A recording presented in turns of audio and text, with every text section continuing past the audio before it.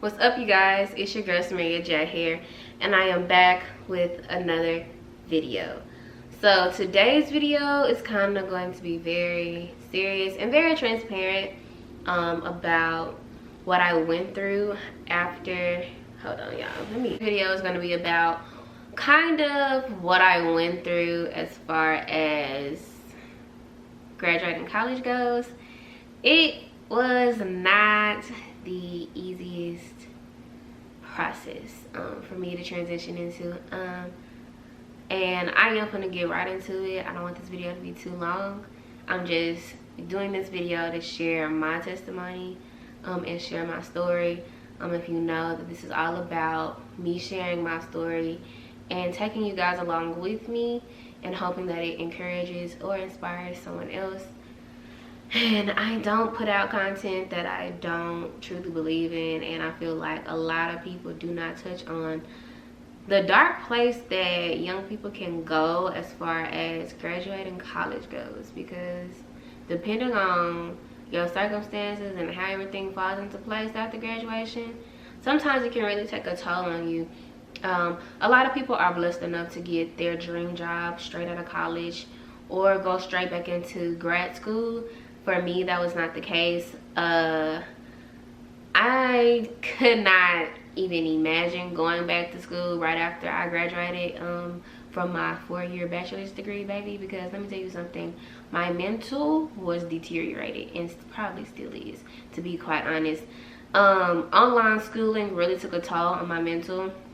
I was in the house every single day, and I had to face a lot of things that I realized about myself that were unhealthy, and it was just not good. So I did not prepare to take the GRE, which is why I really didn't go to college, because my program still requires to take the GRE in order to get into their program, which I understand because it's a licensed counseling program. So I understand why they would still have us take the GRE even though we're in a Pythagorean theorem.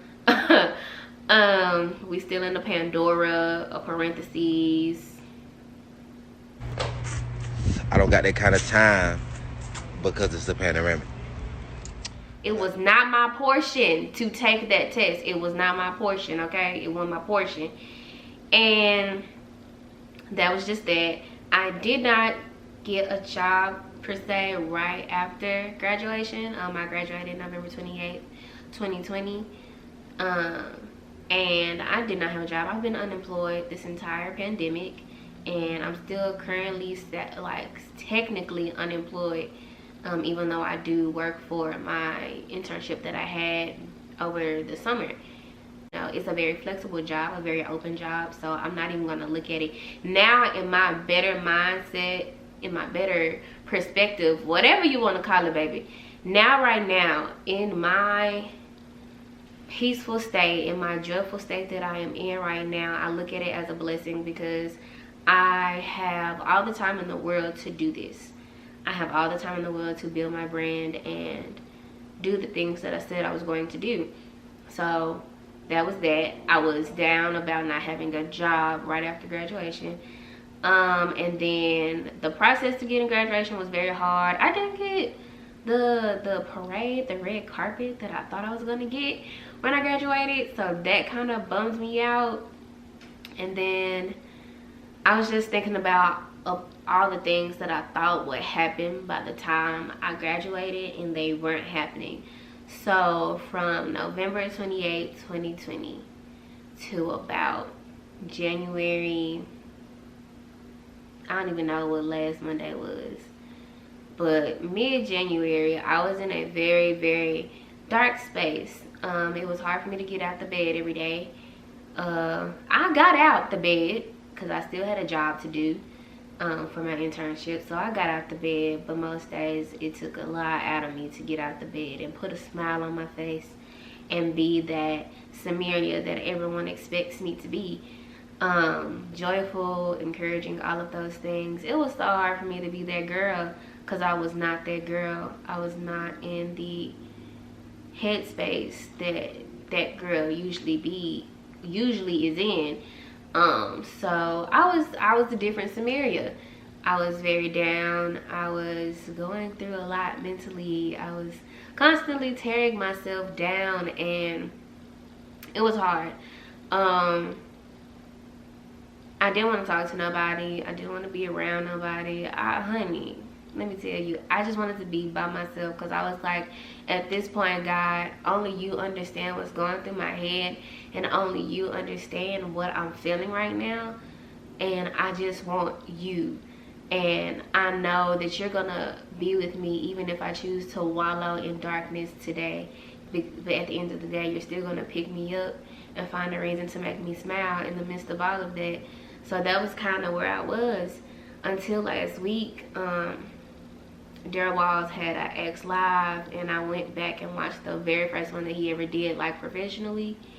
And the pastor said something that was so piercing to my spirit. It really hit my heart deep. He said that the woman with the issue of blood had the courage to get up that day. She had an issue of blood for 12 years. And she had the courage to get up that day. She had the courage to show up in her own life that day. And because she showed up, because she chose to get up, because she chose to live and choose life on that particular day, she was able to be healed on that day because she had enough courage and enough strength in her body and her mind to get up.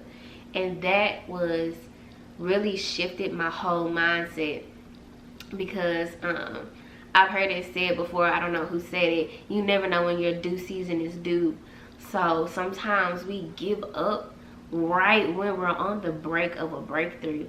And honestly and truly, I know I gave up right on the, I know for a fact, I probably gave up right when God was about to bless me with everything that I said I was going to get last year. And I wallowed in that for 3 long months. And just now, a week ago, I finally was able to hear God speak to me and get me to hear him to get up, to choose to get up. And ever since I watched that X Live church, every day I've had it on repeat. And I'm like, okay, God, I'm gonna get up today, but I need you to help me get up today. I need you to be with me because I'm choosing to get up. I don't understand how you've allowed me to live this long when I've honestly had the hardest time choosing life. And I've had so much unbelief these past few months. So God, in me getting up, help me with my unbelief.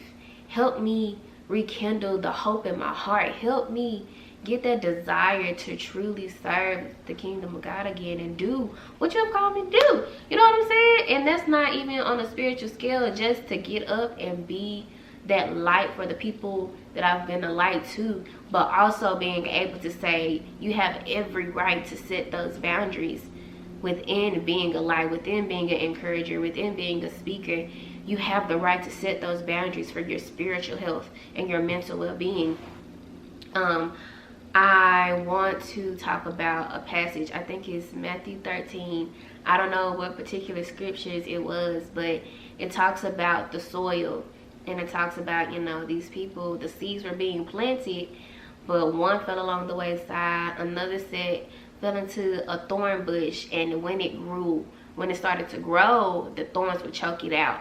And I truly believe that I was in a space where insecurities, doubt, fear, anxiety, all of those things were the thorns choking out the life of me being who I am, me being Samaria. I was getting choked up. I felt suffocated all the time. And then we inside the house all the time, so you sitting in your thoughts. I had to start doing stuff to get outside of my room. So most of the day, I'm not even in my room no more. I'm in here, I'm in the kitchen, I'm in the other room with all of my merchandise and things, planning content. I'm really choosing to get up every single day and get somewhere where light is shining in the house, or go outside, sit in your car, drive around, do something, Samaria, because you need to see the light. You need to physically see the light. You need to physically see the light of God. You need to physically see that. So yeah, all of that to say, you can get up. You can get up. You wait to the end of the video to get emotional, sis. And